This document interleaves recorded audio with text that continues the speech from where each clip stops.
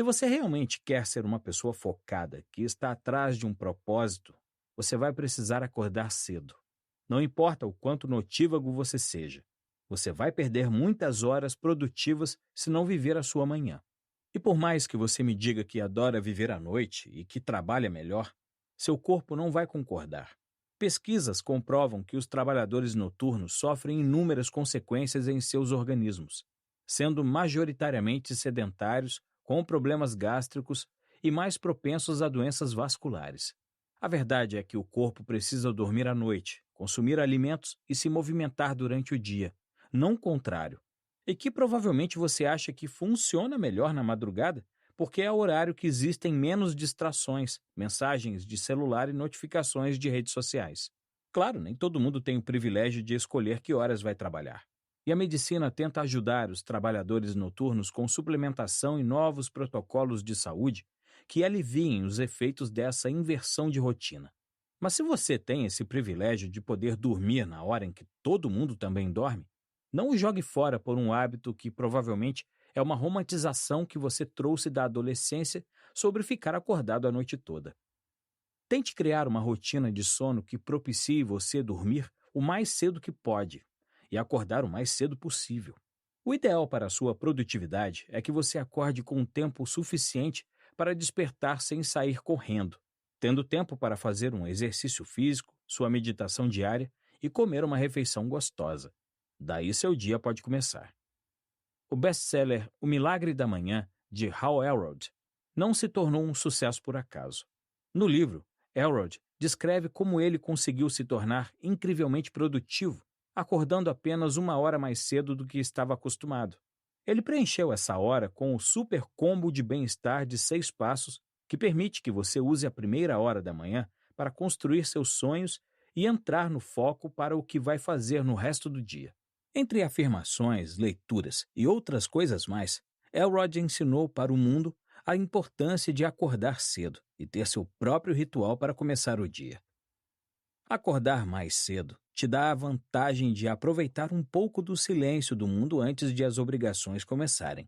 E a verdade é que seu corpo precisa da luz e o mundo moderno vive em grande maioria das 9 horas às 18 horas. Pessoas produtivas acordam cedo. Consequentemente, dormem cedo. Solidão e ansiedade. A solidão e a ansiedade são grandes ladrões de tempo. Pergunte para qualquer pessoa que ficou totalmente isolada trabalhando em casa quando estourou a pandemia da Covid-19 no ano de 2020. Nos sentimos sozinhos, ansiosos, muitas vezes entediados, e a primeira reação é pegar no telefone, passar muito tempo olhando lojas online, lendo notícias, comendo coisas sem estar com fome ou rolando pela tela de redes sociais. A distração também pode ser uma forma de compulsão. Aprender a gerir nossas emoções ajuda no nosso foco, fazendo com que você não se sinta mais caçando por uma interação que alivie esses sentimentos. O primeiro passo é entender o que deixa você ansioso ou solitário e medicar a causa, não o sintoma. Talvez seja o silêncio, e você pode preenchê-lo com uma playlist de sons da natureza que não tire sua concentração. Isso evita que você preencha o silêncio conversando ou ligando a televisão. Em todos os streamings de música hoje, existe uma variedade dessas playlists com sons neutros. E ainda existem muitas outras opções como mantras, música instrumental. O importante é não colocar músicas que distraiam você cantando ou acompanhando a letra. O som pode ser um bom companheiro para quem está se sentindo sozinho. Já para a ansiedade, existem alguns caminhos. Mas um muito importante é que você medite todos os dias aqueles 5 minutos que combinamos no capítulo anterior. Claro, se você tem transtorno de ansiedade generalizado, esses conselhos não valem sem acompanhamento profissional. Mas se a sua ansiedade é algo que vem principalmente quando você está sozinho trabalhando e sente que precisa olhar o telefone, fazer algo para comer, abrir um site de uma loja que não tem nada de urgente, talvez seja o momento de fazer um exercício de respiração e se perguntar: por que essa tarefa me dá o impulso de fugir? Você pode ter um caderno para anotar o que está sentindo, parar e fazer um exercício de respiração e daí continuar sua tarefa. Fuja do seu escape habitual como redes sociais ou a cozinha. e direcione essa energia para o seu caderno ou para uma meditação, quantas vezes for preciso. Não ter um orçamento de tempo. Pergunte para qualquer especialista em finanças pessoais qual é o maior vilão da saúde financeira das pessoas. Certamente ninguém sabe quanto gasta e quanto ganha de fato vai aparecer como uma das respostas mais frequentes. Nós fazemos a mesma coisa com o nosso tempo. Preenchemos nossas listas de tarefas como se fosse uma lista de desejos e não monitoramos o quanto realmente precisamos de tempo para concluí-las. Vou pedir que você tenha um bloco ou caderno. Você provavelmente já tem, para anotar todas as coisas que precisa fazer naquele dia. Aproveite seu café da manhã para fazer isso. Coloque essas coisas em ordem do que você acha que precisa fazer primeiro e ao lado a expectativa de tempo de cada uma delas. Dê 15 minutos entre cada tarefa e não se esqueça de colocar tempo para almoçar e tomar um café da tarde. No final do dia, anote o que realmente aconteceu e se surpreenda com o resultado. Nós superestimamos nossa capacidade de trabalho. E não é por mal, não é por falta de vontade. Nós realmente queremos acreditar que somos capazes de entregar tudo aquilo. Mas um pouco de observação e autoconhecimento confirma que não. Na verdade, as coisas levam mais tempo. Isso não significa que você é incompetente ou queria enganar alguém. Muitas vezes, uma tarefa precisa de espera ao telefone, ou busca de informações, ou do retorno de alguém, e você vai se ver preso nela mais do que gostaria. Você também vai aprender que precisa contar seu tempo de deslocamento entre compromissos, porque não se materializa entre lugares, e que sua expectativa inicial de tempo contava que você ia terminar mais rápido por um desejo genuíno de dar conta de tudo, mas que, apesar de genuíno, era pouco realista. Faça um orçamento do seu tempo todos os dias, vendo quantas horas úteis tem e o que é possível de fazer na sua checklist. Está tudo bem se você não conseguir fazer tudo, mas o ponto dessa prática é que você pare de se enganar. Isso vai diminuir a sua ansiedade. Vai fazer com que você estabeleça prazos mais realistas consigo mesmo, com seu chefe e clientes. Assim, dá para ser muito mais focado. A minha sugestão é que você use a checklist e a agenda para planejar apenas 70% do seu dia útil e deixe 30% para tudo que vai aparecer. Repito, ao fazer a lista e alocar seus blocos de tempo, só preencha 70% do dia. Confie em mim, muita coisa aparece ao longo do dia que não prevemos quando estamos tomando café e anotando tudo o que queremos fazer. Saber reservar seu orçamento de tempo para os imprevistos é uma salvação. Todos os dias você vai se tornar melhor em fazer o orçamento de tempo, assim como as pessoas que fazem orçamento financeiro também se tornam. Gerenciamento de energia. Quando estiver fazendo a sua lista de afazeres do dia, agora mais realista do que nunca, comece sempre pelo mais difícil. Por aquela resposta complicada para um cliente, pela tabela que te dá taquicardia só de pensar em abri-la, comece por aquilo que vai usar a maior parte de você, do seu emocional e da sua força. Porque é no começo do dia que temos mais energia, mais foco, e estamos prontos para encarar essas ações. Temos o péssimo hábito de ir procrastinando tudo que é difícil. No livro Comece pelo Mais Difícil, Brian Tracy cita que Mark Twain dizia que a primeira coisa que uma pessoa deveria fazer de manhã é engolir um sapo vivo, porque depois disso nada mais poderia ser tão ruim. E, caso você precise engolir 2 sapos vivos naquele dia, é melhor começar pelo mais feio. E Tracy ainda completa o raciocínio. Caso você esteja pensando que é melhor deixar o sapo para depois, ficar olhando-o ao longo do dia não deixa o ato de engolir mais fácil. Assim como procrastinar faz uma tarefa durar horas e horas de sentimento de culpa, nas quais você fica pensando que deveria estar fazendo aquilo, em vez dos minutos para efetivamente fazer. O sapo é a sua tarefa mais importante e mais difícil. Respire fundo, desligue o telefone e termine logo com isso. Você vai se sentir muito melhor. E ao longo do dia, planeje ir fazendo tarefas cada vez mais fáceis para acompanhar seus níveis de energia. O ideal é que no final do dia você esteja fazendo tudo aquilo que não exige muito, e sua mente vai agradecer. Outra dica importante para gerenciamento de energia é que você precisa ter pausas entre tarefas. Repare que não disse que você pode, você precisa. E uma pausa significa realmente relaxar a cabeça, fazendo uma respiração como as que aprendemos no capítulo 2, indo olhar pela janela, pegando uma xícara de café ou de chá, fazendo um lanche saudável. Tente não pegar no telefone ou se perder no Instagram ou qualquer rede social durante uma pausa. As redes trazem muita informação e podem gastar nossa energia sem oferecer nada de realmente valioso em troca. A falta de descanso é um ladrão de tempo muito comum.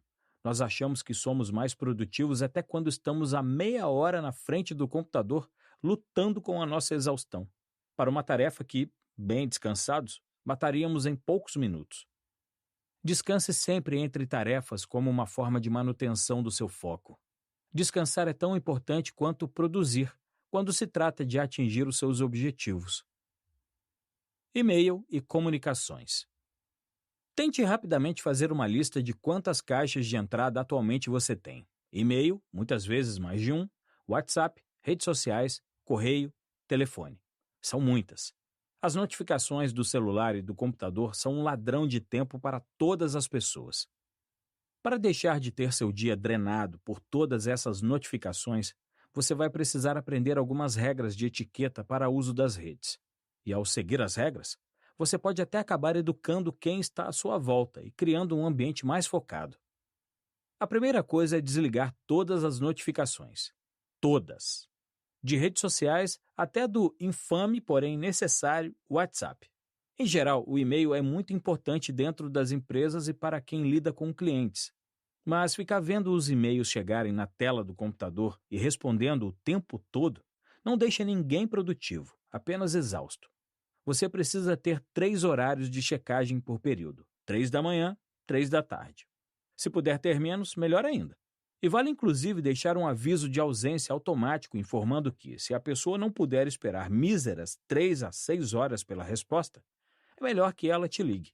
Em geral, só esse aviso já deixa a maioria dos pressionadores de plantão ligeiramente envergonhados de precisar de resposta imediata.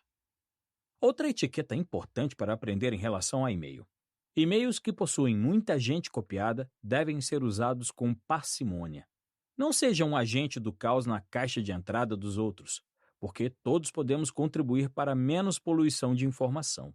Especialistas em produtividade recomendam que, se um loop de e-mail tem mais do que 2 rodadas de respostas, é hora de pegar o telefone e acertar os detalhes com a outra pessoa. Tenha o e-mail como uma ferramenta de registro e de troca de arquivos. O mesmo vale para o WhatsApp. Não seja a pessoa que mal mandou um e-mail, já vai perguntar no WhatsApp se o outro viu. E também não cobre respostas imediatas e nem se sinta na obrigação de responder. Priorize administrar sua agenda como sua agenda e não dos outros. Você responderá quando puder. E seus clientes e chefes devem ser avisados que coisas urgentes podem ser resolvidas em uma ligação. Eu sei, é muito chato falar ao telefone, mas é extremamente produtivo. Você pode fazer esse esforço para ter menos ladrões de tempo e se sentir com muito mais foco e energia ao longo do dia. Tenha horários fixos para responder às suas mensagens de redes sociais e para dar aquela olhadinha na timeline. Imagina o quanto mais produtivo pode ser seu dia se você só olhar as redes sociais 2 vezes ao dia. Para facilitar isso, você pode desinstalar esses apps do seu celular. Em termos de redes sociais, é bom pensar na regra de ouro. Se você não ganha dinheiro com elas, é porque provavelmente está perdendo. Melhor deixar para momentos restritos de diversão, em vez de uma resposta ao tédio, solidão e ansiedade que sentimos normalmente em um dia de trabalho. Você não tem um sistema de caixa de entrada. Esse ladrão de tempo é muito mais comum do que imaginamos. Tenha um sistema para organizar suas mensagens que chegam. Existem diversos sistemas que você pode encontrar na internet, mas eu sugiro criar 3 subpastas trânsito no seu e-mail. Junta uma pasta para cada projeto que você toca no trabalho ou na vida. Afinal, quem nunca criou a pasta reforma? Todo e-mail que pode ser respondido em menos de 1 minuto, você responde imediatamente. Os que levam mais precisam ser catalogados nessas 3 pastas. Uma para respostas que tomam tempo para responder. Outra para respostas que dependem de outra pessoa. Você perguntou para alguém e está esperando a informação para responder o e-mail. E outra para o que foi delegado para alguém. você repassou para alguém e está esperando a resolução. E tudo que estiver resolvido deve ser colocado na pasta do projeto específico. Existem outros sistemas de caixa de entrada, como o GTD, Getting Things Done, do David Allen, e todos são, em geral, uma variação desse. O importante é que você atinja um status que é sonho de muita gente. Uma caixa de entrada realmente limpa, todos os dias, e eu juro que é mais fácil do que parece. Com a caixa limpa, você verá como fica mais fácil ir resolvendo suas únicas 3 pastas de e-mails pendentes, e como você vai se sentir menos ansioso e estressado ao entrar no seu e-mail, usando o seu tempo pré-determinado para responder e-mail da melhor forma possível. Seja qual for o melhor sistema para você, crie um com esse único objetivo: ter uma caixa de entrada vazia. Repita comigo: caixa de entrada vazia, trabalhador feliz, ser humano focado. Você não sabe dizer não. Se sentir na obrigação de ser legal, ajudar sempre, estar sempre quebrando um galho, é também um grande ladrão de tempo. Você começa a deixar muitos imprevistos e trabalhos que não têm nada a ver com os seus objetivos ocuparem seu dia. E não adianta o quanto boa pessoa você é. Você só tem 24 horas. Você e a Beyoncé. Pense bem no tanto que ela faz enquanto você quebra galhos dos outros. Dizer não é um dos grandes segredos para conseguir fazer o seu único propósito acontecer. Diga mais nãos do que você diz sim. E sempre se pergunte se você tem realmente espaço na sua agenda para aquela nova ideia ou nova vontade. Hoje a grande maioria das pessoas sofre de FOMO, Fear of Missing Out, ou medo de perder as coisas em inglês. O FOMO te mantém ligado no celular, ouvindo quantos podcasts puder, lendo todas as notícias e querendo se atualizar o tempo todo com memes e links. Se pergunte: eu preciso mesmo saber dessas coisas? Na verdade, tente lembrar das coisas que você lia na internet 6 meses atrás. Qual era o meme da vez? E a dancinha do TikTok? Aposto que você não lembra, porque não faz diferença saber dessas coisas. Procure se informar o possível para estar atualizado, mas não se envolva muito e nem gaste tempo com o que foge do seu objetivo. Estamos sempre sendo seduzidos por tudo o que deveríamos dar conta. Você combate o FOMO se souber qual é o seu propósito. Por isso, ele é tão importante. Propósito é a fonte de todos os nãos. É o propósito que vai gerar a sua intenção para a semana, o mês, o ano. Sem intenção, nada é realizado. Você só foi engolido por mais um ano. Foque nisto. Para um mundo complexo que exige muitas decisões, é importante colocar o máximo possível dessas decisões em uma rotina. Rotina não é ruim. Permite que você seja criativo para coisas novas e não para o que se repete todo dia. Dormir e descansar é tão importante quanto produzir. Faça um esforço e se organize para dormir cedo. Busque autoconhecimento para descobrir as causas da sua ansiedade. Gerencie sua energia ao longo do dia. Faça orçamentos de tempo. Organize suas caixas de entrada. Diga mais não do que sim. 4. Estabelecendo prioridades e metas para tornar-se mais produtivo. Pare de querer agradar a tudo e a todos. Isso só o fará perder tempo em sua jornada. Como já conversamos, estabelecer o seu propósito é importante, porque a partir dessa clareza, você tem mais repertório para pensar nos seus objetivos. Pensando no seu propósito, você pode levar o autoconhecimento um pouco mais longe e fazer o seguinte exercício: o que é a sua vida ideal? Pare por um tempo e não tenha medo de escrever ou desenhar sobre como seria a sua vida ideal e o dia a dia que você leva nessa vida. Quanto dinheiro você ganha? Onde mora? Em que tipo de casa ou apartamento? Quais são os seus hobbies nessa vida ideal? No que você trabalha? Quantas horas por dia trabalha? E seus relacionamentos, como são? Você se vê com filhos ou sem? Você precisa tirar um tempo para entender o que seria a vida ideal, o que você realmente quer. E tudo bem esse quadro não acontecer em um dia só, pode demorar alguns dias. Parece tão óbvio, mas a maioria das pessoas pensa em termos gerais e abstratos. Como, por exemplo, pensam: meu sonho é ser feliz, ou meu sonho é comprar uma casa. Mas não sabem descrever a casa em detalhes. Quantos quartos? O sol que bate na casa é da tarde ou da manhã? E fica muito mais difícil entender seu sonho como um objetivo palpável se você nunca o detalhou para si mesmo. Faça uma avaliação. O primeiro passo é avaliar sua vida, nas áreas e diferentes papéis que você tem. Todos nós somos mais de um: filho, profissional, estudante, cônjuge, atleta, alma. Pense em quais papéis da sua vida são os mais importantes para pensar em um plano de vida. E o exercício que aprendi com um amigo é imaginar que, no final da sua vida, você está sendo entrevistado para virar capa de revista. Pense assim: você está com quase 90 anos e está dando uma entrevista. Como responderia às principais perguntas sobre seu legado nesse mundo? Vou deixar algumas questões para que você reflita sobre isso. O que você nunca imaginou que faria, mas fez? Pelo que você é lembrado agora? Quem são as pessoas mais importantes da sua vida? Do que você sente mais orgulho? Quais foram os momentos que formaram quem você é agora?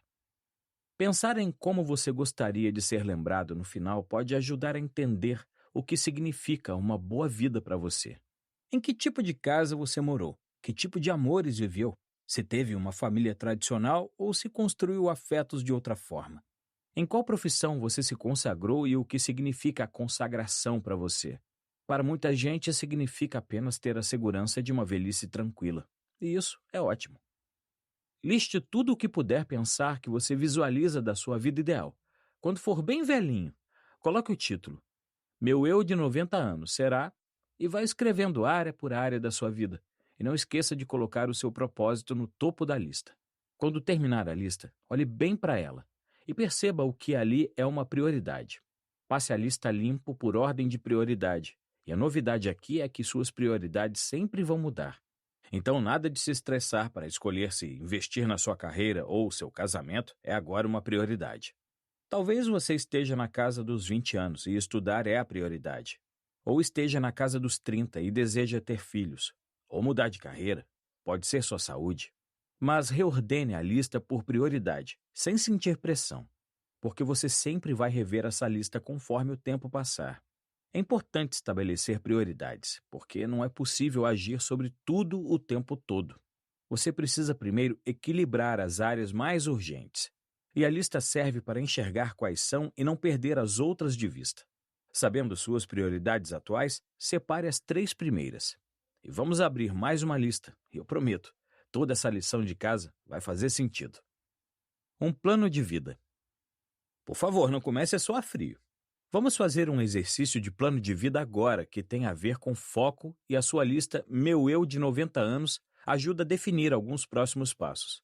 Até o final do capítulo, vai fazer sentido porque o plano de vida é útil para que você seja mais focado no seu dia a dia. Primeiro, pense no seu propósito. Qual é? Pegue o seu propósito e coloque na primeira linha da página. E, em seguida, os itens de como você imagina sua vida ideal daqui 20 anos. Escreva em itens detalhados como você imagina.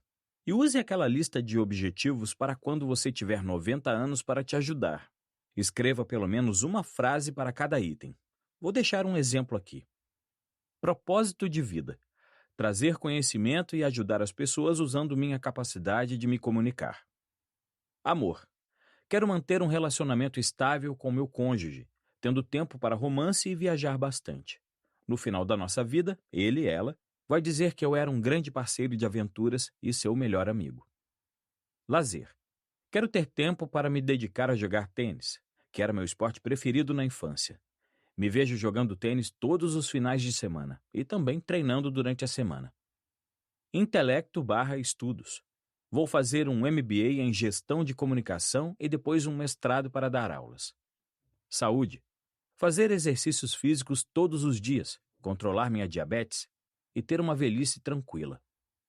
Finanças: ter um imóvel próprio e um fundo de aposentadoria que me garanta R$ 20.000 por mês. Investimentos em renda fixa no valor de R$ 20.000. Trabalho e carreira: vou chegar ao cargo de diretor de marketing de uma grande empresa e ganhar aquele prêmio do mercado. Assim você entende o que quer, o seu propósito e qual é a vida ideal daqui 20 anos.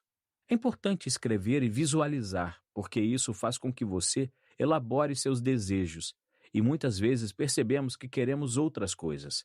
Vamos pegar apenas um desses itens, o profissional.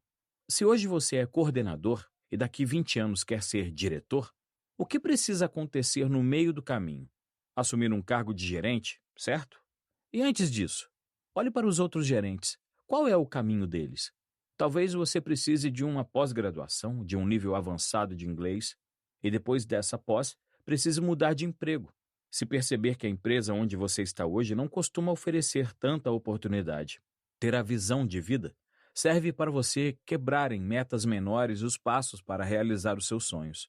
Se você sonha em daqui 20 anos estar casado com filhos, sabe que na metade dessa meta precisa estar namorando a pessoa com quem se sente confortável casar. Se estiver solteiro ou namorando alguém com quem não quer se casar, é hora de agir e mudar o curso da história. A partir desse raciocínio, você vai pegar a sua lista do eu de 90 anos e a lista do plano de vida e fazer um plano de médio prazo. Médio prazo significa 5 anos. Apesar de a revolução digital ter nos deixado tão ansiosos que um ano parece tempo demais. O que precisa ter acontecido na sua vida em um prazo de 5 anos para você sentir que está um pouco mais próximo da vida que sonha em ter? Claro, não dá para resolver 20 anos em 5, mas você consegue ter uma noção de para qual direção deveria estar seguindo. Estabelecido o que precisa acontecer em 5 anos, é hora de pensar no seu próximo ano. Meu conselho pessoal é não esperar a virada do ano para fazer o seu plano anual, porque isso não passa de uma das nossas muitas formas de procrastinação. O ano não acaba e reinicia como um computador no dia 31 de dezembro para atualizar o sistema no dia 1º. Se você sabe o que deve acontecer na sua vida em 5 anos, um ano é fácil de resolver.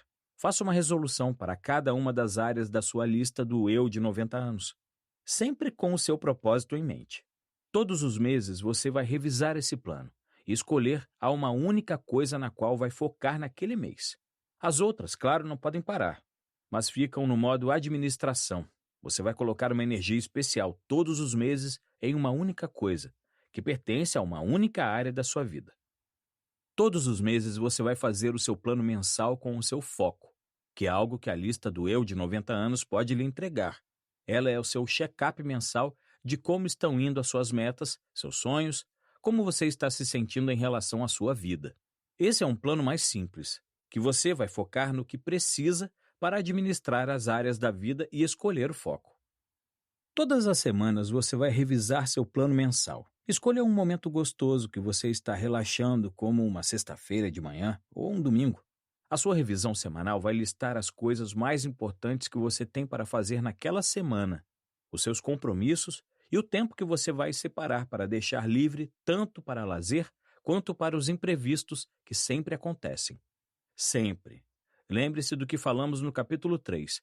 O ideal é fazer listas para usar apenas 70% do seu tempo produtivo, porque nos outros 30% aparece muita coisa. Percebeu um padrão?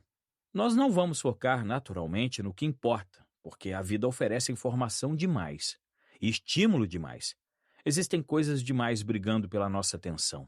É por isso que você precisa tirar um tempo para revisões anuais, mensais, semanais e diárias. Todos os dias, durante o seu ritual matinal, você vai olhar para o que precisa fazer no dia e para seu plano semanal. Parece algo que gasta tempo, mas é menos de 10 minutos que salva muita dor de cabeça depois. E, com a prática, você fica cada vez mais rápido e menos focado.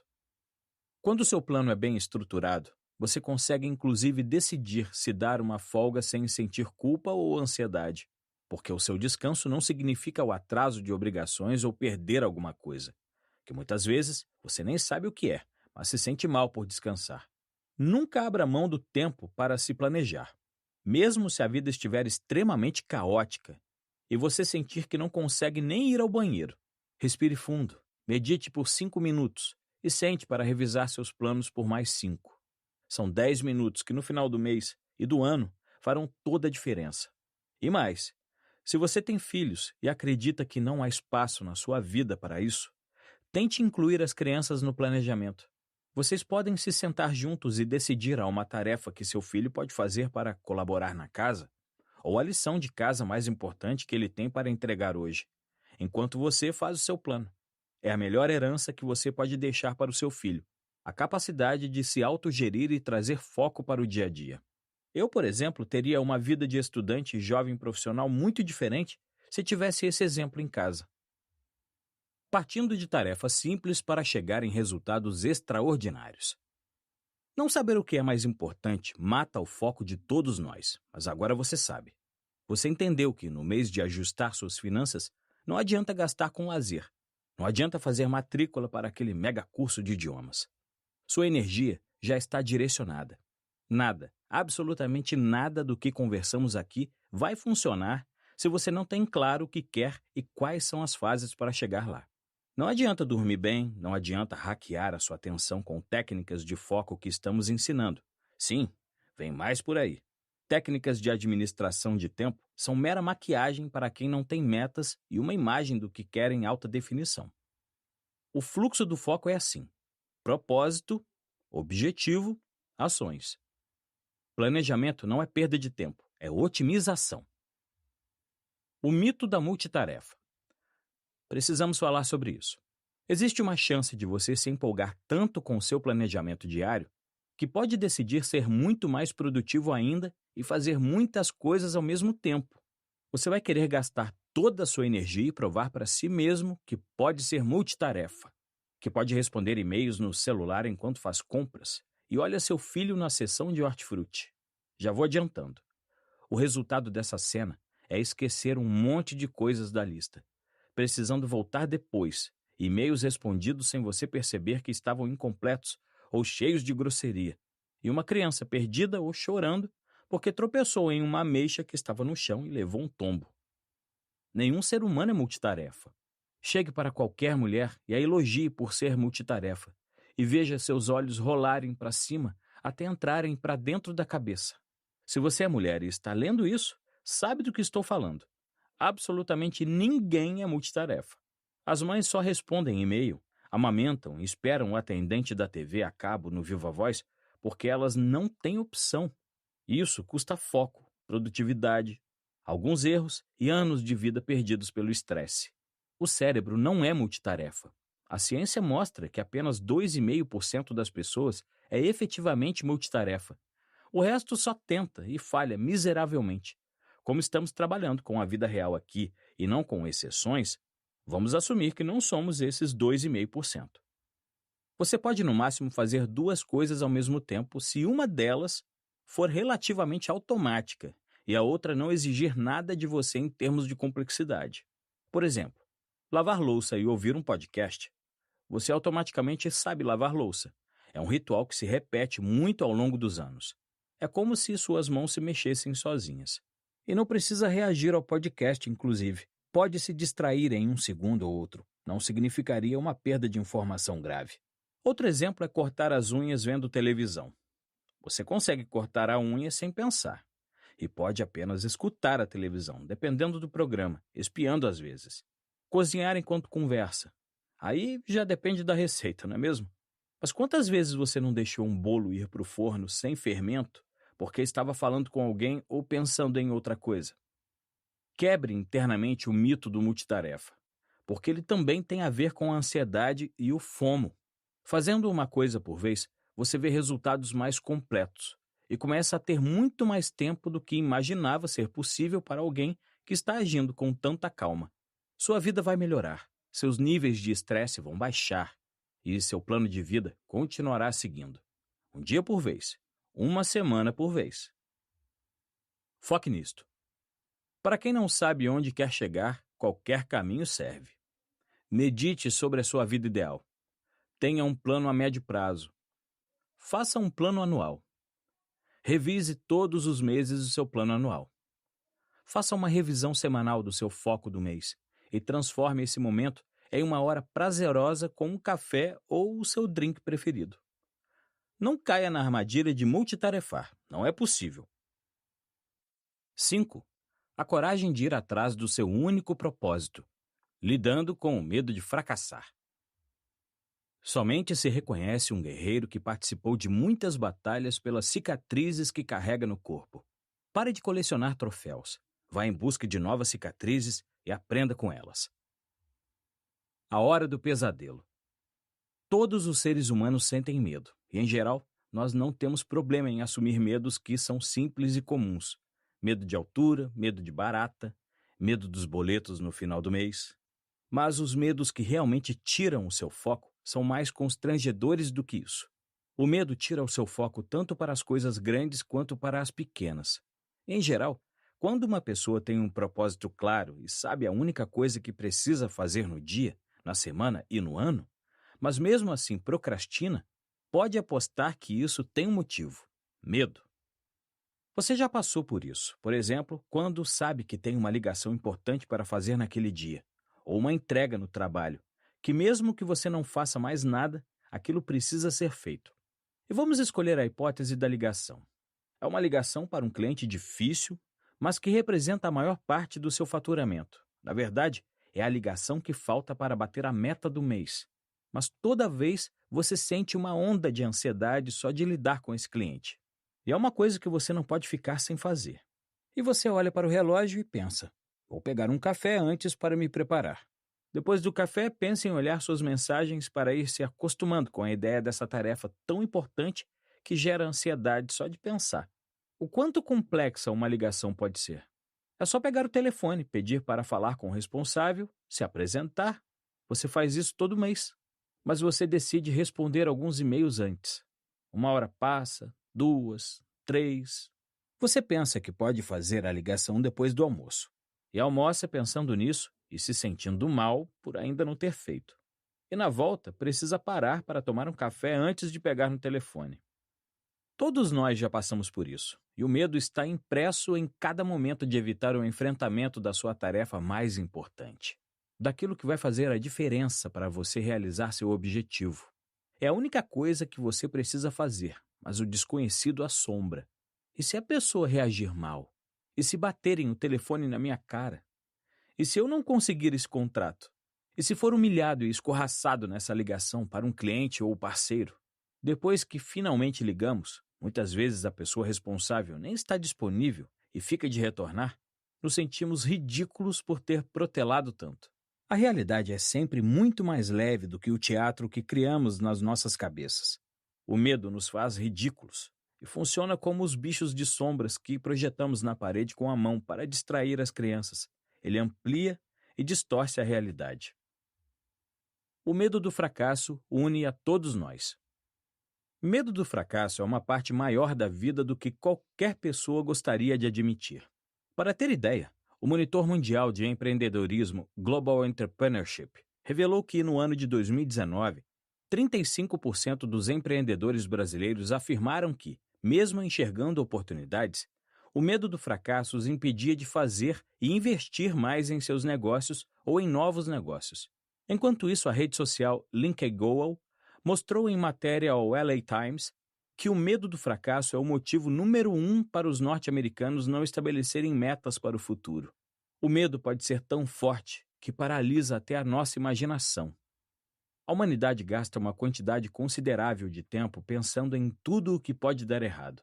E apesar de o medo ser uma resposta normal da nossa mente que visa preservar a nossa vida, quando se trata de situações hipotéticas em geral, nós estamos projetando muito mais do que realmente pode acontecer. Esses dois dados lidam com os medos de fracasso dos empreendedores.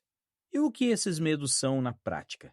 O empreendedor que tem medo do fracasso pensa que no pior cenário ele fará uma dívida que nunca poderá pagar, que ficará sem seus bens e se tornará assunto entre os amigos e conhecidos como o cara que estava na cara que não ia dar certo. Mas ele não estende esse raciocínio para o próximo passo. E depois?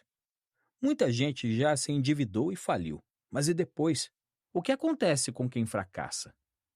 Existe um caso muito interessante no Brasil. O empresário Geraldo Rufino já chegou no pior cenário nada menos do que 6 vezes. Ele ficou conhecido como o ex-catador de latinhas que já quebrou 6 vezes e hoje ostenta um faturamento de mais de 50 milhões por ano com a empresa JR Diesel, que revende peças de caminhão e conseguiu, entre outros feitos, estabelecer o desmanche legal no país e ainda aprovar uma lei para regularizar a prática. Criado na favela do Sapé, em São Paulo, Rufino teve diversos negócios. e conta que em uma das vezes que quebrou em 1985, ficou devendo mais de 16 milhões de reais, que na época era uma fortuna ainda maior do que é agora. Ele descreve em seus livros e em entrevistas que membros da família até ofereciam casas e os poucos bens que tinham na intenção de ajudar. Mas ele não sabia nem como explicar para essas pessoas que o buraco era muito mais embaixo. Como qualquer pessoa endividada, ele precisou de uma boa dose de gestão emocional. Mas sobreviveu e enfrentou o "e depois" do fracasso. Ele conta que ia conversar com cada credor e explicar que não poderia pagar, buscava crédito, buscava investidores incansavelmente. E nesse meio tempo, perdeu muita coisa, teve a luz cortada, entre outros. Rufino se reergueu sempre tendo como exemplo sua mãe, que morreu quando ele ainda era uma criança, mas deixou o exemplo de sempre aproveitar ao máximo tudo o que aparecesse pela frente. E mesmo pobre, recolhendo restos de comida na feira, ainda distribuía entre os vizinhos. O que ele nos ensina é que o fracasso não mata se você não deixar que ele te mate. Ele traz visão de mundo, sabedoria e constrói uma base sólida para o que você for fazer em seguida. Uma pessoa que enriquece sem ter fracassado antes só pode ser um herdeiro, convenhamos. E só sabemos o histórico de herdeiros administrando riquezas. Está comprovado que 70% das famílias ricas perdem a fortuna na segunda geração. Agora, tem gente que deixa o fracasso levar a melhor. A cantora mundialmente famosa Barbra Streisand estava no início da carreira em 1967, quando participou de um show gratuito no Central Park, em Nova York. Ela esqueceu a letra da canção People e entrou em um pânico tão grande que recusou fazer performances ao vivo por 27 anos depois disso. O mundo perdeu muito tempo de Streisand cantando ao vivo, mas eu garanto que quem perdeu mais foi ela, que poderia ter superado o episódio muito antes e vivenciado turnês inesquecíveis para a sua carreira. Existe até uma fobia que designa as pessoas que possuem um medo patológico de fracassar. Cacorrafiofobia é um medo anormal, persistente e irracional do fracasso. Em casos clínicos, é debilitante. O medo até mesmo do fracasso ou derrota mais sutil é tão intenso que impede a pessoa de fazer qualquer coisa. A psicoterapia, nestes casos, ajuda a pessoa a lidar com uma das verdades mais incômodas da existência. O fracasso é inevitável para quem quer fazer coisas, qualquer coisa. Só não fracassa quem não faz nada. E mais do que isso, o fracasso é parte do seu MBA do sucesso, por assim dizer. É o fracasso que apara as arestas da arrogância e da falta de contato com a realidade. Ele sempre nos traz de volta para a nossa condição humana, ignorantes, pequenos e irrelevantes. E é por isso que tememos tanto fracassar, porque vamos passar vergonha e ser lembrados de que ainda somos réis mortais, grãos de areia insignificantes no universo. E a verdade é que nem passamos tanta vergonha assim, porque as pessoas estão preocupadas demais com suas vidas para ficarem pensando na nossa. Somos o assunto de um dia, e no dia seguinte as pessoas já estarão falando de outro fracasso, pode acreditar. Abrace a realidade de que você vai fracassar. Você não pode fracassar, você vai, invariavelmente. Isso é da vida. Assim como você vai sentir fome e vai sentir sono, o fracasso sempre bate a porta em maior ou menor escala, e estar preparado para ele sem surtar e sem achar que é o fim de tudo é o grande segredo das pessoas que dão a volta por cima para sonhos maiores, porque agora elas estão aptas a sonhar maior. Desapegue da necessidade de ser perfeito. Você não está mais na escola para buscar a nota 10. Dá para passar de ano tirando 6. O importante é aparecer para a prova. Fique sempre com o lema: feito é melhor do que perfeito. Deixe os dias de aluno nota 10 para trás, assim como a pecha de pior da turma.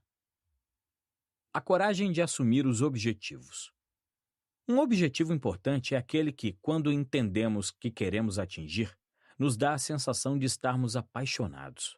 As clássicas borboletas no estômago, o arrepio de leve, o sentimento de ansiedade de véspera de excursão na escola.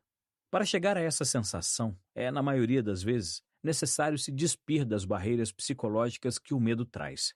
Sempre que pensamos em um objetivo importante, começam as mesmas dúvidas. E se os outros acharem que não sou muito bom?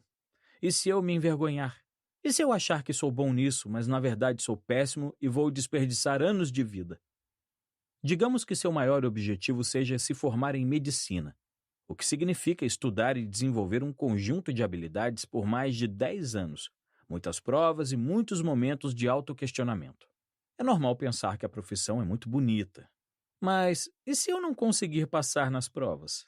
E se na verdade eu for muito menos inteligente do que acredito ser?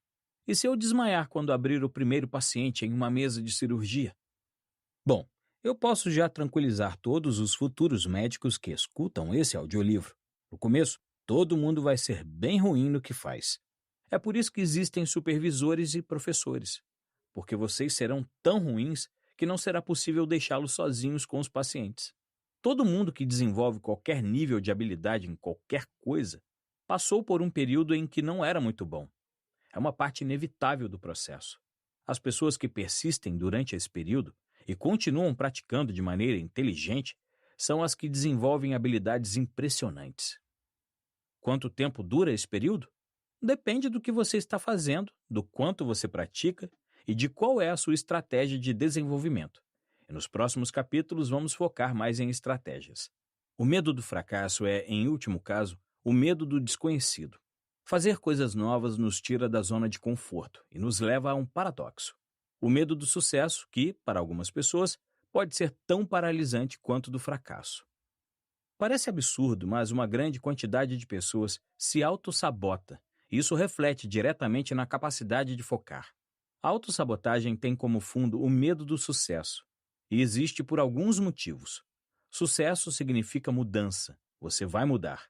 A forma como é visto, suas relações, seu orçamento muitas vezes vai mudar, e às vezes não estamos psicologicamente preparados para isso. Muitas vezes, o sucesso pode significar se tornar mais bem-sucedido que seus pais e sua família, e em um nível inconsciente, você se sentirá traindo quem mais ama. O sucesso é um mundo mais desconhecido do que o fracasso, e isso pode ser assustador. Quando se pegar procrastinando, pare por um minuto, respire fundo e se pergunte: isso é medo de fracassar ou medo de conseguir?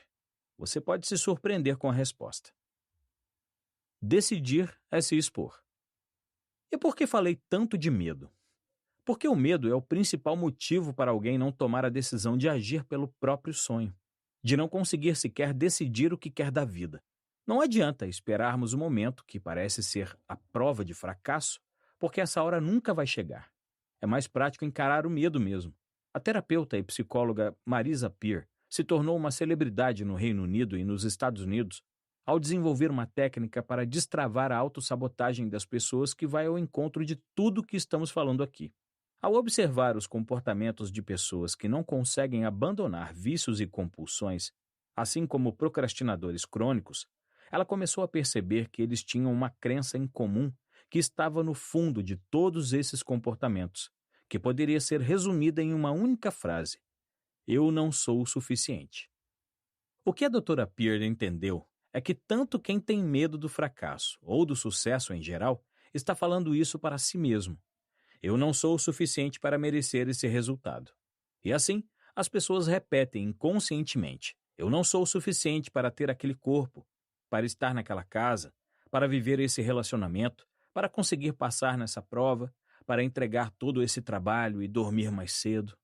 E como não sou o suficiente, melhor nem tentar. Melhor pegar um café antes de fazer aquela ligação, já que não vai acontecer mesmo. E assim, o foco se perde, mostrando que muitas vezes o problema não é a falta de listas ou de saber o que deve ser feito.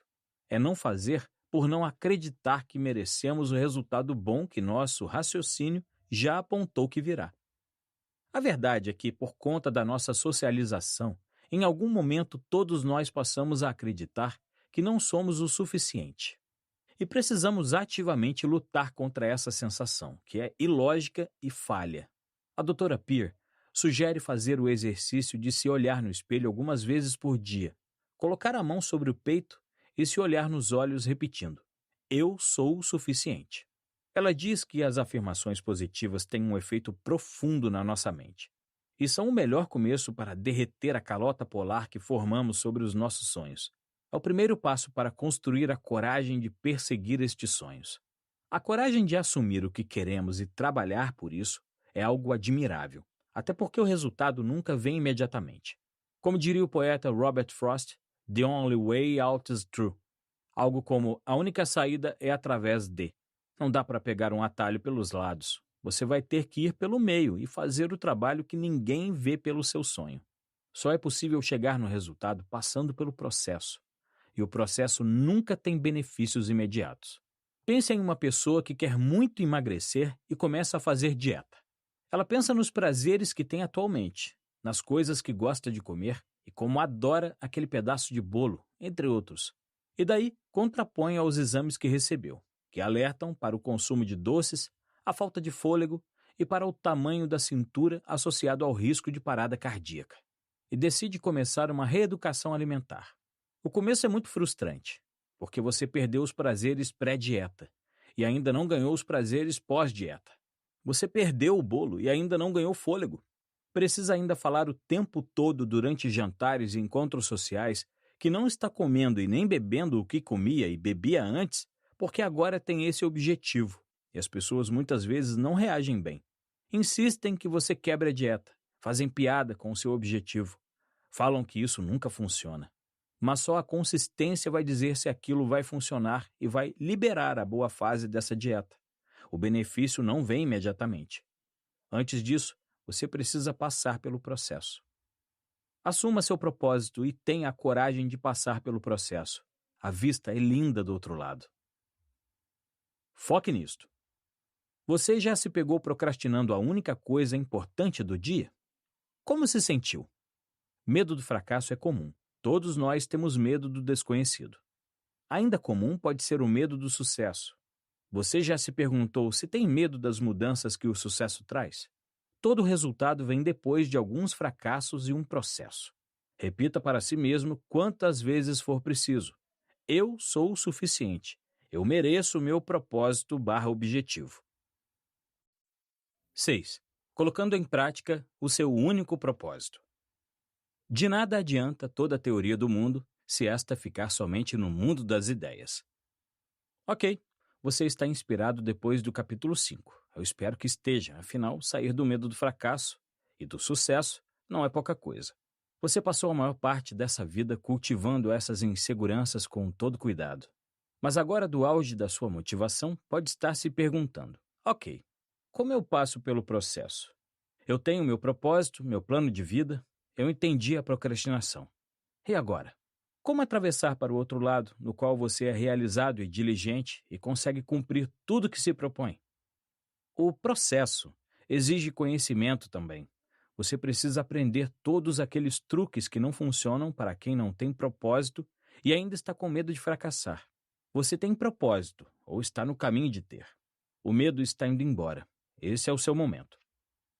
Quando você tem em mão o seu plano de vida, seu planejamento mensal, precisa trabalhar todas as semanas na sua lista de prioridades e replicar isso dia por dia. Vou sugerir que você deixe para fazer a sua lista da semana sempre num momento já de relaxamento, no final do dia na sexta. A cabeça já está começando a sair do modo de trabalho. Sente para planejar sua semana que vem. Não deixe para segunda de manhã quando você está ansioso e com medo da primeira reunião do dia. Nada disso.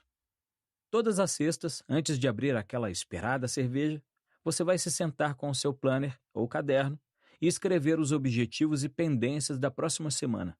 Essa lista será visitada todos os dias pela manhã, quando você vai fazer uma lista das tarefas do dia, em ordem de prioridade. E é agora que começa o truque. Use o princípio de Pareto. Tudo começa com o economista e sociólogo italiano Vilfredo Pareto, 1848 a 1923, que durante um de seus trabalhos observou que 80% das terras na Itália pertenciam a 20% da população. Ao investigar outros países, ele encontrou a mesma distribuição desigual de renda e riqueza em cada um, e percebeu que havia algo nesse padrão que valeria pesquisar mais. Pareto publicou suas observações e fórmulas matemáticas que descreveram suas descobertas. Após a publicação, pesquisadores de outras áreas começaram a encontrar a mesma distribuição desigual em suas áreas, consolidando assim o princípio de Pareto. 20% dos esforços gera 80% do resultado. enquanto 80% dos esforços gera apenas 20% do resultado. Parece difícil reduzindo o conceito assim, mas é super simples. Pelo princípio de Pareto, por exemplo, existe um padrão de 20% dos produtos de uma loja corresponderem a 80% do faturamento, assim como 20% dos seus clientes gera 80% da sua renda. Ao longo dos anos e na aplicação dentro das empresas, os gerentes de projeto puderam confirmar que 20% do trabalho consome 80% do seu tempo e recursos. Geralmente são os primeiros e os últimos 10% do escopo geral do projeto, por exemplo.